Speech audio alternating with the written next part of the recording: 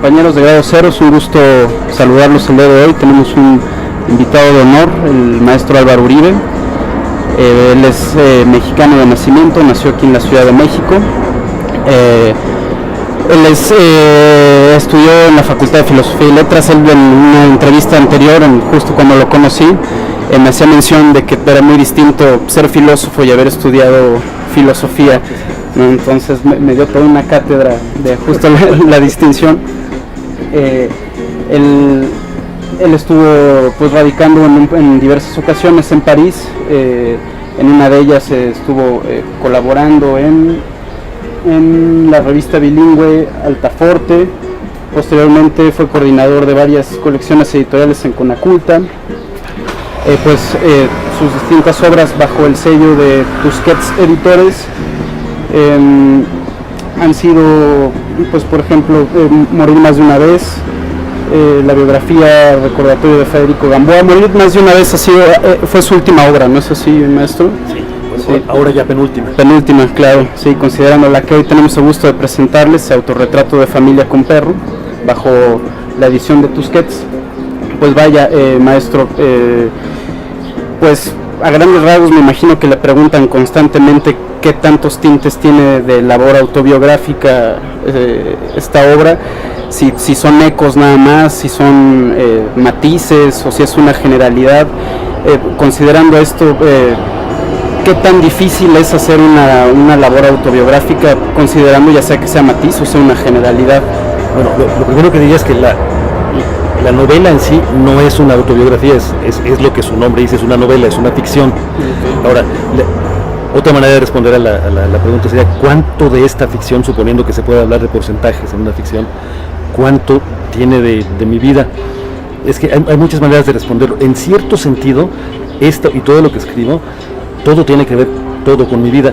Lo que pasa es que yo no limito mi vida nada más a lo que estoy percibiendo directamente, sino que, y a lo que estoy experimentando directamente, sino que yo incluyo en mi vida también lo que me cuenta la gente que conozco. Todo lo que alguien me diga será usado o podrá ser usado en su contra, en una novela posterior, en un cuento. Cualquier persona que yo conozco, naturalmente, más mis allegados, más mis amigos y parientes que otros, pueden ser víctima de este tratamiento literario, de todo lo que me digan, pero además también incluyo en mi vida todo lo que leo, puesto que acabo por digerirlo, acabo por asimilarlo y por llevarlo conmigo. Entonces, en ese sentido ya lo autobiográfico empiezo a dejar prácticamente nada. También incluyo mis sueños, he utilizado mis sueños como motivo de algún cuento o como parte de alguna novela. Entonces, en ese sentido, toda novela mía, por lo menos, yo reconozco como autobiográfico. En un sentido más limitado, que tiene que ver con la gente que de hecho conocí y con experiencias vividas. Bueno, en mucho y poco. Voy a explicar por qué mucho y por qué poco. La historia, básicamente, para los que no la hayan leído, trata de un personaje central, es una mujer de edad, que es Malú, se llama Malú en la novela, y sus dos hijos, la relación de sus dos hijos, que son hermanos gemelos, y uno de ellos, el menor, bueno, menor porque nació solo 7 minutos después, pero aún así se le trata como menor, tiene 7 minutos menos de edad pues que su hermano. Él se dedica a la historia, es un historiador. El otro, Alberto, él se dedica a la literatura, él es un novelista y tiene una rivalidad muy grande.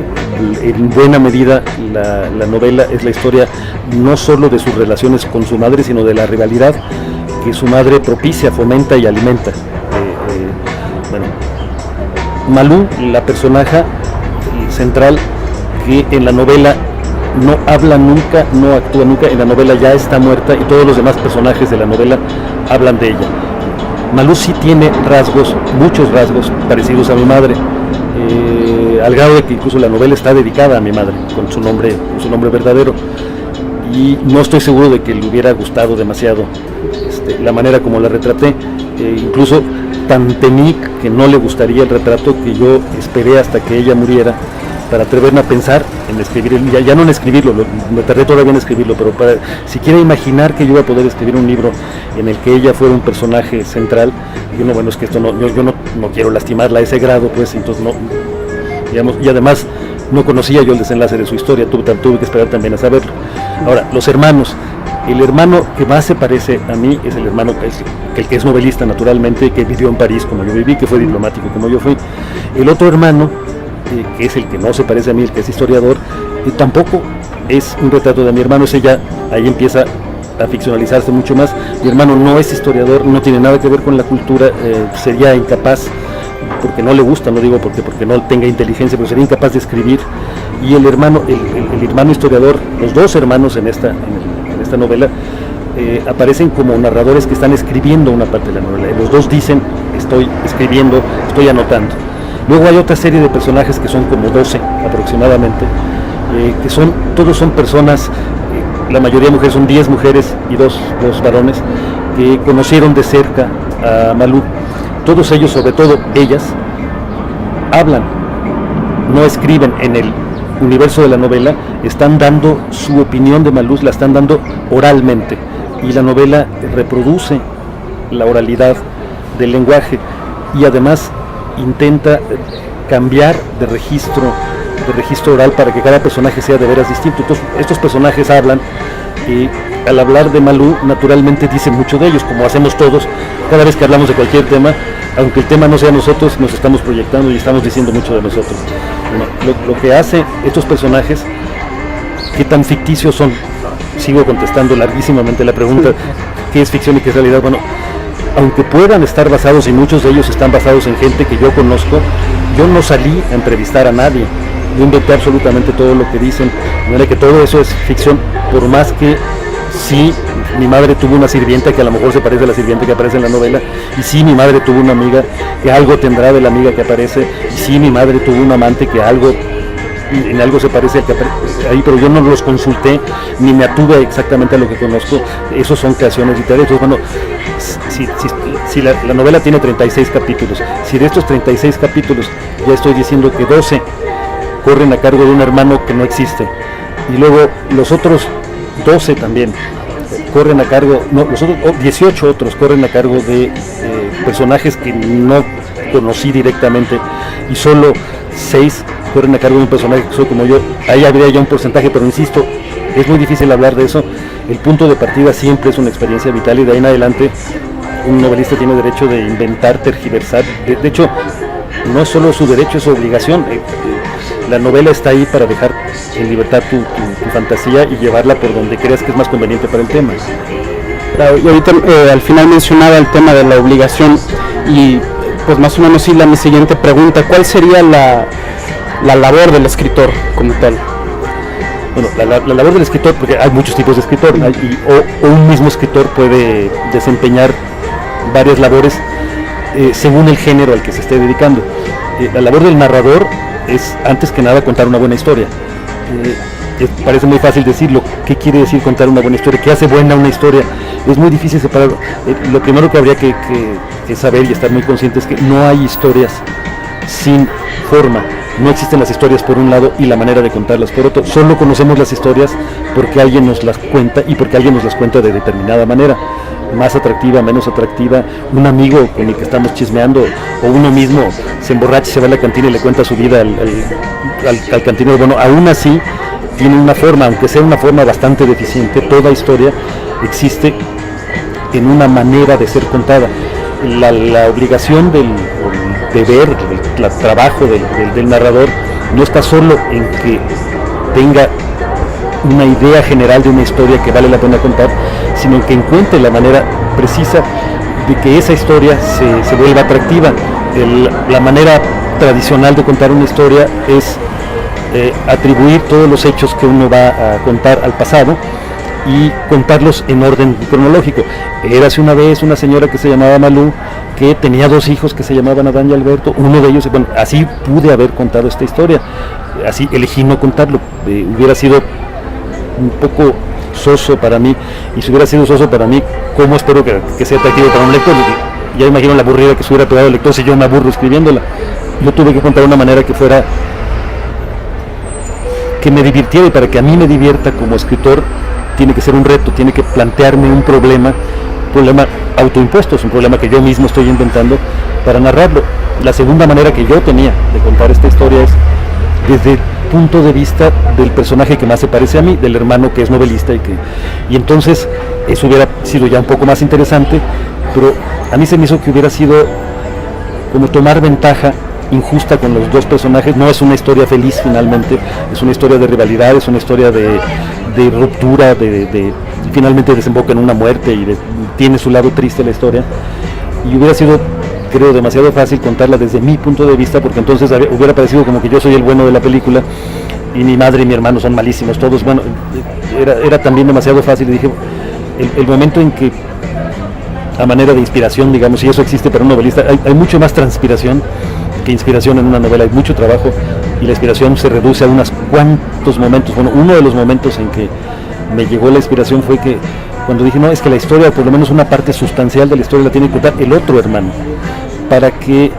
haya cierta justicia, pues para que también haya otro punto de vista, y además un resultado adicional que me dio y con el que me divertí muchísimo es que ese hermano, al ser rival del que se parece a mí, puede criticar muchísimo a mí, pues a alguna persona. Entonces en la novela en muy buena medida se burla de mí mismo, y yo sé que soy yo porque yo hice el personaje, pero no es frecuente que alguien utilice una novela para echarse tierra encima. Bueno, yo sí decidí hacerlo porque pensé que eso habría más justicia y además más interés humano. ¿Para qué quieres suponer que personajes 100% buenos? Bueno, creo que ni en la Biblia existen, son malísimos también hay muy pocos en esta vida o en los libros. Los personajes siempre no son ni blancos ni negros, son grises todos. Bueno, y para ayudar a la grisura del personaje basado en mi persona real, lo narra el otro, y luego ya de ahí el siguiente paso fue darme cuenta de que también hubiera podido hacer que o bien el hermano o bien el personaje que me representa contaran ya ellos la historia y hablaran ellos de los demás personajes. Se me hizo todavía un reto mayor y por lo tanto algo más divertido para mí, y por lo tanto espero algo más entretenido para el lector, que los personajes otros, los testigos, los que dan su testimonio acerca de Malú, también hablaran ellos, que nadie los esté describiendo, sino que lleguen ellos y de alguna manera comparezcan como me estás entrevistando ahora, como aparentemente, imaginariamente les pongo un micrófono en la boca a cada uno de sus personajes y ellos sueltan su propia versión de los hechos, testimonio que siempre es sesgado, como son todos los testimonios, siempre son subjetivos y no sabe uno muy bien si es para cubrir sus propias culpas o el lector. En ese sentido, mi eventual lector tiene que ayudarme a completar la historia, porque no hay un solo personaje o un solo momento de la novela donde alguien le diga al lector, mira, tienes que pensar esto y esta es la verdad. Al contrario, todos los personajes se están peleando porque todos están diciendo, mi verdad es esta, y el lector tiene, a la manera que nos pasa en la vida, el lector tiene que sacar sus propias conclusiones de todo lo que se le dice y saber si se le contó la historia justamente como era y con un equilibrio, o más bien todos son mentirosos. Es una posibilidad de que el lector tiene que decidir, tiene que ayudarme un poco. Claro, de hecho lo plasma, me parece, a lo largo del libro. Hay un momento en un capítulo donde usted pues justo plantea esta disyuntiva, ¿no?, entre si realmente estarán diciendo la verdad, si realmente será toda una creación del mismo autor, del autor ficticio, y lo deja a consideración, ¿no?, del lector. Así que es el momento en que el narrador por fin toma la palabra, donde le dice a los demás, ya antes el historiador se la pasa diciendo, a mí se me hace que mi hermano está inventando, no puede ser que todos estos personajes se estén confabulando aquí para estar hablando todos de una manera tan coherente acerca de algo está pasando, y luego lo confirma el novelista. En efecto, en una ficción extrema, porque una novela es una ficción finalmente, todos pueden ser invenciones o puedes tener algo de inventados. Incluso el narrador se pregunta o le pregunta al lector, a lo mejor hasta tú, lector, tú mismo eres un invento mío, tú ya eres parte de mi novela porque estás aquí leyendo, te estás asomando a lo que te estoy contando, y en ese momento te estás convirtiendo en algo también, un poquito en alguien de mi invención. Claro. Y por ejemplo, usted comentaba que pues esta experiencia, esta creación literaria en particular significó como una especie de labor de autocrítica hacia usted. ¿Qué tanto realmente el novelista, el escritor, hace una constante catarsis y una especie de autocrítica obra tras obra?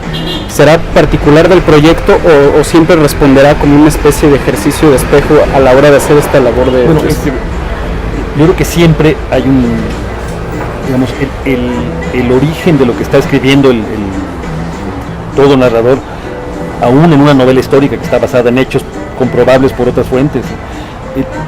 El origen de todos modos es su propia conciencia, su propia experiencia. Solo desde ahí se puede escribir, y en esa medida, sin un examen continuo de la propia conciencia, de lo que uno piensa, de lo que uno ha aprendido, yo no diría difícil, es imposible que escriba un libro, una novela, ficción o no ficción.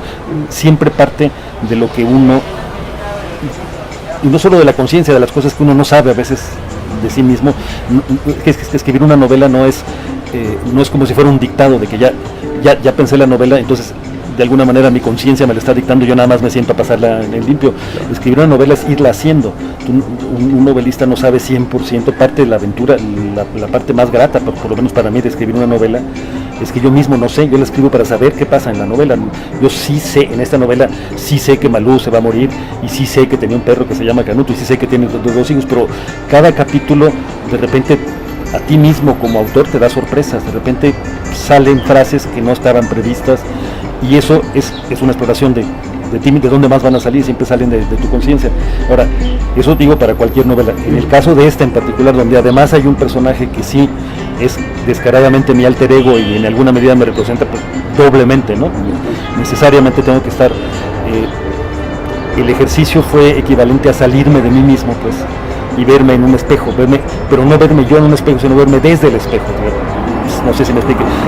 El ejercicio sería ser yo la imagen que está dentro del espejo, y desde esa imagen ver lo que estoy haciendo y verlo con absoluta imparcialidad. Ver también lo que no me gusta, que es muy narrable lo que a uno no le gusta, ¿no? Claro. Y entonces, ¿qué tan terapéutico pudo haber resultado esta experiencia? Desgraciadamente, yo esperaría, y desde luego me habría gustado que escribir esta novela me hubiera hecho mejor persona. Temo que no. Temo que yo sigo siendo la misma necia persona que he sido siempre. Pero durante el libro, y eso sí es uno de los privilegios que uno tiene como narrador, es que durante la composición misma del libro, uno tiene por fuerza que meterse en la piel de otras personas, los personajes. Y en esa medida uno deja de ser, por lo menos durante algunas horas diarias, uno deja de ser uno mismo, y es muy grato, es muy gratificante, porque no sé si tendrás tu experiencia, pero es muy cansado ser siempre uno mismo, ¿no? De repente uno quisiera ser, por eso uno de vacaciones, o se emborracha uno, no sé, por eso hace uno... Recurre muchas veces uno a la misma literatura, para ya no ser la misma persona.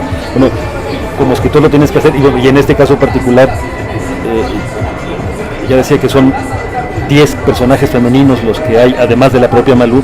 Yo tuve, como estos personajes hablan en primera persona y hablan como si hablaran, pues, yo tuve que meterme en la piel de esas mujeres, tuve que no solo ser otra persona, varón, que me es más fácil naturalmente, sino que tuve que intentar ser mujer también, y bueno, es una forma de travestismo muy agradable, porque de repente, bueno, en esta novela intenté ser hasta perro, pues, el mismo Canuto, de repente me tuve que poner, ya no en los zapatos, porque el Canuto no sé, pero en la piel de Canuto.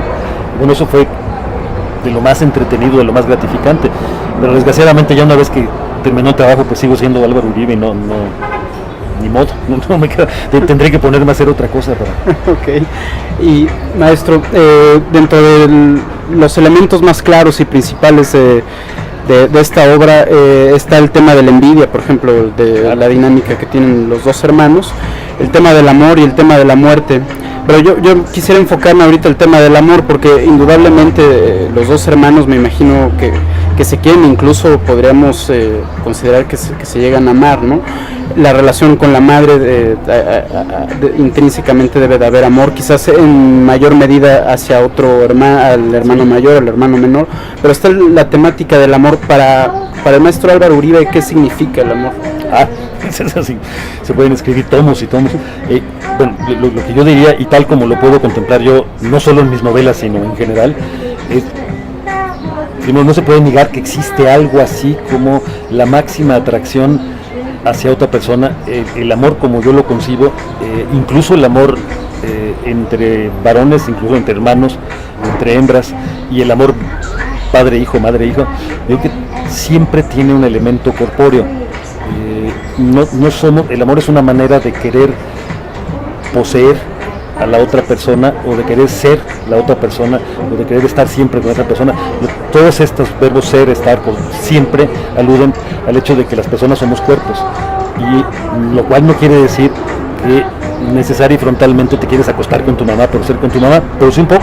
La verdad es que en el origen sí también quisieras acariciarla, y bueno, eso ya lo ha estudiado mucho Freud. Lo mismo con tus hermanos, incluso un varón con su padre también, al querer ser como su padre, de alguna manera está queriendo meterse en el cuerpo de su padre, y la única manera no metafórica que conocemos de meternos en el cuerpo es sexual, no hay otras, es la literal penetración, claro. Es el único acceso que tenemos al cuerpo de otro individuo, entonces siempre está detrás. En esta novela incluso no se oculta, la madre Malú comete muchos errores, pero hay uno fundamental que es el de su error no es preferir a uno de sus hijos. Es muy difícil, yo creo, y lo plantea la novela, es muy difícil que a la hora de amor, el amor es una forma de preferencia, pues el amor incluso es una forma de querer la exclusividad, uno quiere la exclusiva de una persona, eso es el amor, por eso digo es posesivo. Ella desafortunadamente no solo prefiere a uno de sus hijos, lo cual yo creo que le pasa prácticamente a todos los padres. Es difícil, a menos que los hijos sean idénticos, y ni los gemelos idénticos son en verdad idénticos. Siempre hay uno que te puede atraer más que el otro, pero lo que no tiene que hacer un padre, en teoría, lo que no debería hacer es mostrar su preferencia, debería hacer un esfuerzo de imparcialidad que Malú no hace. Bueno, pero Malú además, y eso se plantea en la novela, Malú estuvo enamorada casi carnalmente de su padre, y su padre coqueteaba con ella, le coqueteaba como varón, pues vemos en la novela cómo la invita a tomar la copa y la presenta con sus cuates como si fueran así como su noviecita, y bueno, y a ella le gustaba mucho, incluso hay casi celos, hay un momento en que ella lo deja plantado por irse como un novio, y entonces él se enoja y ya no la vuelve a ver nunca, y luego hay otra escena donde el hijo mayor, el que es el novelista, están en París, y en principio parece que Malú está funcionando como una alcahueta y está procurando que su hijo se acueste con la mejor amiga de Malú, y como que los está poniendo en bandeja al uno, y a la hora de la hora como que le dan celos y se lo acaba llevando ella al hijo, y bueno, hasta la misma amiga dice, bueno, se me hace que ustedes están algo, parecen como novios, ¿no? Ya no parecen, bueno, no digo que todas las relaciones padre-hijo, es que una novela no es un tratado de generalidades donde se está diciendo así son todas las amistades y así son todos los amores. No, una novela tiene que ser particular, y estos son personajes únicos, individuales, que tuvieron esa reacción. No todos lo tenemos, pero lo podemos tener. La manera que se manifiesta el amor, dijiste bien, los hermanos se odian en la superficie, como Caín y Abel. Bueno, ya me pareció una exageración llamarles Caín y Abel, estuve a punto de, pues a lo mejor le puse a Adán a uno de ellos, pero en efecto, detrás de ese odio está también ganas de ser como el otro, ganas de superar al otro, o sea, de apropiarse lo mejor que tiene el otro. Y hay amor, y amor también carnal. Bueno, carnal entre varones, desgraciadamente, a menos que seamos homosexuales, y es absolutamente legítimo serlo, y querer a otro varón, y querer poseerlo sexualmente, y cuando no lo somos, cuando somos descaradamente heterosexuales, desgraciadamente nuestro amor se transforma en trompadas, ¿no? La manera que tenemos de tocar al otro es de acercarnos, es pegarle un golpe o hacerle daño, pero y luego también nos abrazamos, y luego está el piquete de no sé qué. Los hombres también nos tocamos mucho, aunque nos pretendamos puramente, no existe nada como la pureza heterosexual o la pureza homosexual, todo es en grados, ¿no? Y siempre el amor más entre hermanos, pues casi no hay nada más cercano. En un momento de tu vida, hasta que te sales de tu casa, no hay nada más cercano que un hermano, para bien y para mal. Esto entorpece profundamente las relaciones ya de adultos, porque te conoces tanto, y esto se ve en estos hermanos, es tanto lo que te conoces, que ya no descubres nada nuevo. Las novedades que cada quien va teniendo en su vida es muy difícil. Los hermanos estamos anclados en una imagen primigenia de cuando éramos chiquitos, es la imagen que tenemos del otro, y qué trabajo cuesta cambiarla en los dos sentidos. Qué trabajo cuesta adaptarse a que un hermano cambie, o qué trabajo cuesta que un hermano acepte nuestros propios cambios. Y bueno, maestro, para finalizar, Álvaro Uribe, a la hora de pues terminar esta obra, de concluirla, ¿con qué se queda finalmente? O sea, a la hora de pues ver el terreno después de lo que consistió esta construcción, ya quedar plasmada, materializada, al final, ¿con qué se queda Álvaro Uribe en concreto de esta última obra? Trato en este libro, pero también en los anteriores, cuando estoy haciendo un libro, yo trato de poner todo lo mejor que yo pueda poner en ese momento. En ese sentido, aunque la experiencia puede ser placentera y divertida, también es una experiencia que reclama un esfuerzo especial, y cuando se narran cosas dolorosas también hay que revivir el dolor o imaginar el dolor si uno no lo ha vivido para poderlo narrar es una experiencia muy exigente, pues.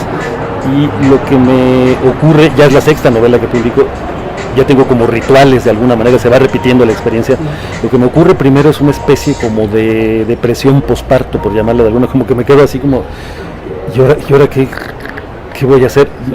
Una cosa que además uno tiene que hacer. Lo ideal para mí sería que terminas la novela, se la das al editor y se acabó el problema y tú ya no te vuelves a enterar de ella, pero si uno es perfeccionista, quisquilloso y latoso como yo soy, tú participas también como autor en la corrección del libro. Entonces, cuando ya no quisieras saber nada de él porque ya lo acabaste, todavía te tocan las pruebas y todavía tienes que darle una última revisión, donde además puede haber sorpresas, en el sentido de que en principio ya estás revisando nomás que no hay errores y que repeticiones, pero de repente te das cuenta que algún personaje no está perfectamente delineado y todavía hay un poquito de reescritura, ya poca, en mi caso, porque escribo mucho antes de dárselo al editor, pero y en ese momento, después de esta última lectura, es donde sí viene una sensación como de vacío, que yo le llamo posparto, y lo que hago, porque pues lo que sé hacer y lo que me gusta hacer es escribir, y tengo que estar, de alguna manera tengo que estar escribiendo, si no me siento raro. Un día sí, la verdad, 2 o 3 días, un fin de semana perfecto, y un viaje puedo no escribir, pero digamos, una temporadita de semanas sin escribir no me ocurre, no puedo hacerlo. Entonces nunca como quedo medio vacío, no me pongo a escribir más narrativa, sino que paso al ensayo, el ensayo personal, con temas para que te des una idea de qué tan personal y caprichoso es. Yo no escribo libros monotemáticos de ensayos, sino que junto ensayos en un libro. Por ejemplo, en mi último libro de ensayos, que se llama Leo a Borges, hay una lectura de Borges, es un ensayo, no es que sea académico, pero tiene que ver con otro libro que leo y exploto, pero también hay un ensayo sobre viajar a los ecoparaísos, el turismo ecológico que se llama, y hay otro ensayo sobre el hecho de ser peatón en la Ciudad de México. O sea, así de caprichosos, antojadizos son los ensayos, y lo que me permite el ensayo es que la narrativa, particularmente la que yo practico, o sea, generalmente en mis libros los personajes hablan por sí mismos, como en este. Entonces yo me tengo que estar forzando, como decías, forzando y gozando del placer de ser alguien más. Bueno, el ensayo me permite ser nada más Uribe, nada más yo. Aunque hay una voz también, y el ensayo es una voz en principio mejor que la que tú eres capaz de producir oralmente. Es una voz más cuidada, más acicalada, porque la corriges, pero es lo más parecido que hay a tu voz natural. Pues me permite descansar también a veces uno se cansa de ser otro, ¿no? Y a veces también quiere uno regresar a su casita y decir, bueno, aquí voy a decir nada más las tonterías que yo pienso exactamente como yo las quiero decir. Y eso hago con el ensayo, mientras se me vuelve a llenar el no sé qué, el tintero, vamos a decir, mientras se me vuelve a llenar de ideas narrativas, que eso no tengo manera de preverlo, pero pasan meses, a veces un año, en que no escribo narrativa, y de repente otra vez vienen, generalmente son historias que vengo mascullando. Ahorita todavía no estoy en ese plan, estoy apenas en han pasado ni 2 meses, 3 meses quizá, desde que terminé el libro. Estoy en la etapa ensayo de mi vida. Pues maestro, no nos queda más que agradecerle enormemente pues esta plática informal, y pues no sé si guste añadir algo más para nuestro auditorio. Ya hablé demasiado. Tú que eres muy amable, y muy bien educado, estás diciendo que fue plática, fue monólogo ya. De eso se trata. No, pero ya, con esto me despido más bien. Perfecto, pues compañeros, les agradecemos que nos hayan acompañado. Estén pendientes de todo nuestro contenido a lo largo de nuestras distintas plataformas. Que tengan una bonita tarde.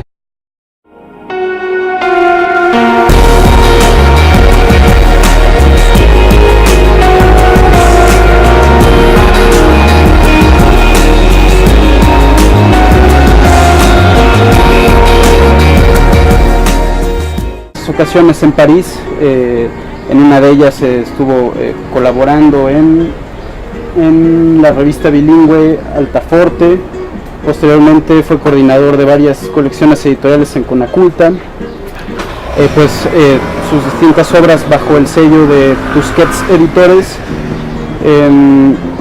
Han sido, pues por ejemplo, Morir más de una vez, la biografía recordatorio de Federico Gamboa. Morir más de una vez fue su última obra, ¿no es así, maestro? Sí, sí. Ahora ya penúltima. Penúltima, claro, sí, considerando la que hoy tenemos el gusto de presentarles, Autorretrato de familia con perro, bajo la edición de Tusquets. Pues vaya, maestro, pues a grandes rasgos me imagino que le preguntan constantemente qué tantos tintes tiene de labor autobiográfica esta obra, si son ecos nada más, si son matices o si es una generalidad. Considerando esto, ¿qué tan difícil es hacer una labor autobiográfica, considerando ya sea que sea matiz o sea una generalidad? Bueno, lo primero que diría es que la novela no habla nunca, no actúa nunca, en la novela ya está muerta y todos los demás personajes de la novela hablan de ella. Malú sí tiene rasgos, muchos rasgos parecidos a mi madre, al grado de que incluso la novela está dedicada a mi madre, con su nombre verdadero, y no estoy seguro de que le hubiera gustado demasiado la manera como la retraté. Incluso tan temí que no le gustaría el retrato que yo esperé hasta que ella muriera para atreverme a pensar en escribir, ya no en escribirlo, me tardé todavía en escribirlo, pero para siquiera imaginar que yo iba a poder escribir un libro en el que ella fuera un personaje central. Y no, bueno, es que esto yo no quiero lastimarla a ese grado, pues, entonces no, digamos, y además no conocía yo el desenlace de su historia, tuve que esperar también a saberlo. Ahora, los hermanos. El hermano que más se parece a mí es el hermano el que es novelista, naturalmente, que vivió en París como yo viví, que fue diplomático como yo fui. El otro hermano, que es el que no se parece a mí, el que es historiador, tampoco es un retrato de mi hermano. Ahí empieza a ficcionalizarse mucho más. Mi hermano no es historiador, no tiene nada que ver con la cultura, sería incapaz, porque no le gusta, no digo porque no tenga inteligencia, pero en sí no es una autobiografía, es lo que su nombre dice, es una novela, es una ficción. Ahora, otra manera de responder a la pregunta sería: ¿cuánto de esta ficción, suponiendo que se puede hablar de porcentajes en una ficción, cuánto tiene de mi vida? Es que hay muchas maneras de responderlo. En cierto sentido, esto y todo lo que escribo, todo tiene que ver todo con mi vida. Lo que pasa es que yo no limito mi vida nada más a lo que estoy percibiendo directamente, sino que, y a lo que estoy experimentando directamente, sino que yo incluyo en mi vida también lo que me cuenta la gente que conozco. Todo lo que alguien me diga será usado o podrá ser usado en su contra en una novela posterior, en un cuento. Cualquier persona que yo conozco, naturalmente, más mis allegados, más mis amigos y parientes que otros, pueden ser víctima de este tratamiento literario, de todo lo que me digan, pero además también incluyo en mi vida todo lo que leo, puesto que acabo por digerirlo, acabo por asimilarlo y por llevarlo conmigo. Entonces, en ese sentido ya lo autobiográfico empiezo a dejar prácticamente nada. También incluyo mis sueños, he utilizado mis sueños como motivo de algún cuento o como parte de alguna novela. Pues, en ese sentido, toda novela mía, por lo menos, yo reconozco como autobiográfico. En un sentido más limitado, que tiene que ver con la gente que de hecho conocí y con experiencias vividas. Bueno, en mucho y poco, voy a explicar por qué mucho y por qué poco. La historia, básicamente, para los que no la hayan leído, trata de un personaje central, es una mujer de edad, que es Malú, se llama Malú en la novela, y sus dos hijos, la relación de sus dos hijos, que son hermanos gemelos, y uno de ellos, el menor, bueno, menor porque nació solo 7 minutos después, pero aún así se le trata como menor, tiene 7 minutos menos de edad pues que su hermano. Él se dedica a la historia, es un historiador. El otro, Alberto, él se dedica a la literatura, él es un novelista y tiene una rivalidad muy grande. En buena medida la novela es la historia no solo de sus relaciones con su madre, sino de la rivalidad que su madre propicia, fomenta y alimenta. Bueno, Malú, la personaje central que en la novela